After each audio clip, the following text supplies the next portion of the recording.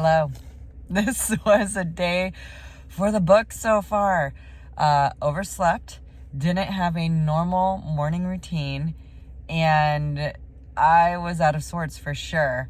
And I just love how God uses it every single time. Let's see, for example, sometimes I like to think that I'm in control, and I forget that control is an illusion and that God is actually in control. And so when mornings like this happen and I'm not in my normal routine, instead of trusting the Lord and realizing that, hey, He's got this, I feel like, oh no, I didn't wake up. I didn't do my morning routine. I didn't get my 10-minute bike in. I didn't do my push-ups and sit-ups and all these things that mentally just get myself ready. And then that pushed my matcha tea back, and then I wasn't able to eat breakfast and all these things. And then, I was late waking up the boys. So you know what? Here's the thing. We were on time. Yeah.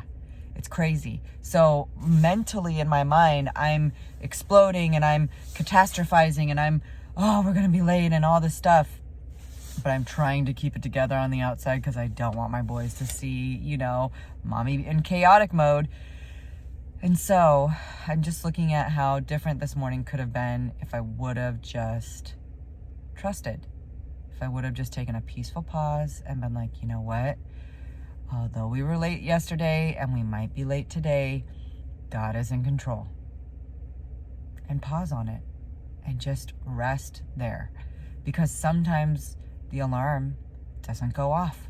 Because for whatever reason, my iPhone alarm the volume has been turned down intermittently. I don't know what's going on. I don't know what setting is happening. I turn it up and then it turns itself back down. And so, sometimes the alarm literally does not go off. And then I wake up late and it's going to be okay.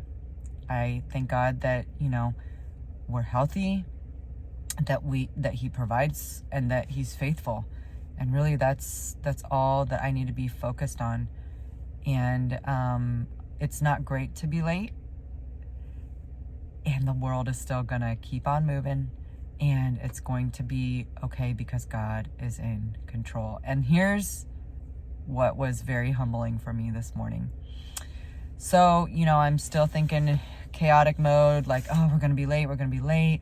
So I pull into the school parking lot, and then there's this individual who's driving in front of me, and they're going slow, and they're kind of blocking like the passing lane. And so I'm trying to weave around them. I almost get in an accident. And my son says, you need to practice patience. I had no defense. He was absolutely right. I needed to practice patience. And you know what I said? I said, you're right. I do need to practice patience.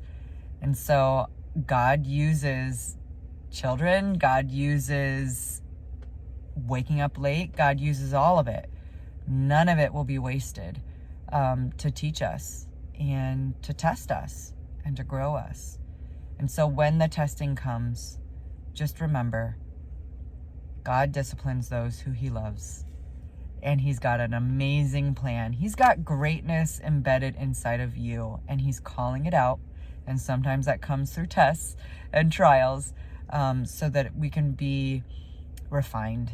And so that we can see the different parts of our character that, yes, we need to hand over to the Lord so that He can work on it and we can be sanctified, and so that we can spread His kingdom, spread His glory, spread His kindness.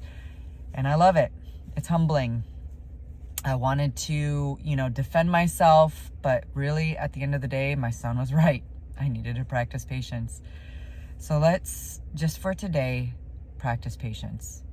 Instead of reacting to a hurtful comment, let's take a 3-second pause, collect our thoughts, ask God to step into it.